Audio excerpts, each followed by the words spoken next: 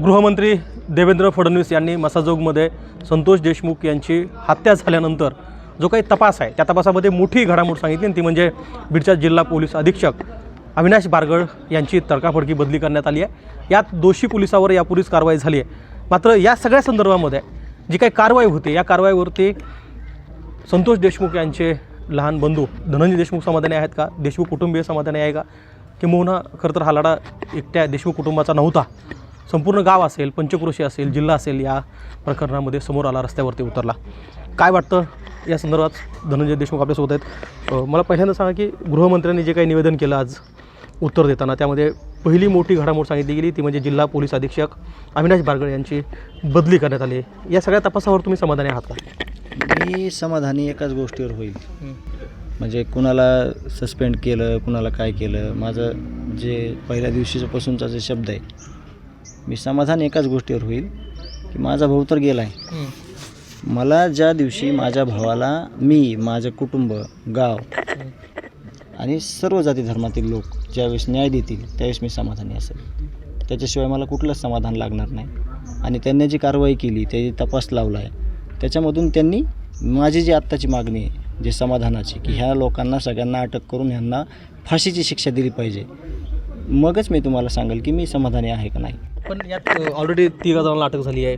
तपासासंदर्भामध्ये कमीत कमी 3 ते 6 महिने असा तपासला वेळ लागेल आणि त्यासोबत 2 प्रकारचा तपास असणार आहे। एक न्यायालयीन प्रकारचा हा तपास असेल, दुसरा वरिष्ठ अधिकाऱ्याकडून हा तपास होणार आहे। SIT सुद्धा स्थापन झालेली आहे। तर मग तुम्हाला असं वाटत नाही का की या तपासाला इथून पुढे गती येईल?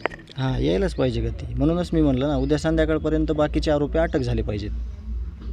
ते गती येणार आहे म्हणूनच मीच तुम्हाला म्हणलं ना, एवढ्या दिवस मी म्हणत होतो की काम चालू आहे त्यांचं, त्यांनी SIT स्थापन केली आहे, त्यांचे स्पेशल पथकं नेमणूक झालेली आहे। पण आज म्हणतो आहे की उद्या संध्याकाळपर्यंत बाकीचे आरोपी अटक करा। एक तपासाचाच भाग आहे। तुम्ही म्हणताय ना की तपासात गती येणार आहे वगैरे, तर त्याच्यामुळेच म्हणलं तपासात गती त्यांनी दिलेली आहे, तर ते माझा जे बाकीचे आरोपी आहेत ते उद्या संध्याकाळपर्यंत अटक झाले पाहिजे।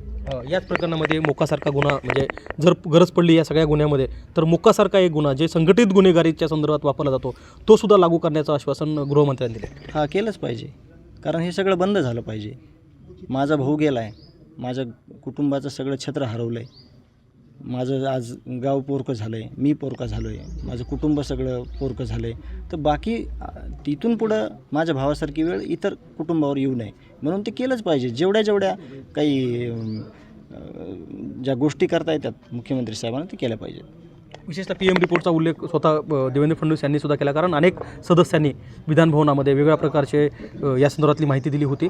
तर यामध्ये जी क्रूरता सांगण्यात आली आहे गृहमंत्र्याकडून, काय वाटतं की तितकं गंभीर प्रशासन आहे का, तपास यंत्रणा आहे? जे माझ्या भावाबद्दल घडलं ते इतकं क्रूर आहे ना, इतका फुलासारखा जपलेला भाऊ होता माझा, मी कुटुंबानी, गाववाल्यांनी, समाजानी सगळ्या, त्याला एक खरोच आली तरी ते सुद्धा माझ्या हिशोबाने इतकंच अन्यायकारक होतं, विनाकारण ना। ज्या माणसाने 20 वर्ष काम केलं समाजासाठी, ज्या माणसाने 19 पुरस्कार, जवळपास 92 लाख रुपये ज्या गावाचा विकास करण्यासाठी पुरस्कार रक्कम मिळवली, त्या माणसाला खरं तर कोणी वाकड्या नजरेनं बघणंसुद्धा माझ्यासाठी इतकीच तकलीफ आहे। जे आता तकलीफ समाजाला, कुटुंबाला, मला होईल ना, तेवढी तकलीफ आहे त्यावेळेस। तर ते त्याच्यात ज्या गोष्टी झाल्या कमी जास्त, माझ्यासाठी माझा भाऊ नाही, त्याच्यामुळे मला त्याच्यावर वर्णन करायला माझी डेअरिंग पण होत नाही। जे काय झालं आहे त्याच्यावर जितक्या गंभीर स्वरूपात जे काय तपास करायचा आहे किंवा जे काय यंत्रणा राबवायची ते करून उद्या संध्याकाळपर्यंत त्यांना अटक केलं पाहिजे। पण याला अल्टिमेटम समजायचं? अल्टिमेटम तर मला आत्ता म्हणतोय ना मी की लवकर अटक करा आणि समजा की त्यांच्या तपासात किती वेग येतो आहे काय, आजच्या दिवस थांबलं पाहिजे आपण। उद्या माझा भावाचा विधी आहे 13व्याचा, ते झाल्यानंतर उद्या संध्याकाळपर्यंत मी बनलो आहे की तुम्हाला की अटक करा म्हणून।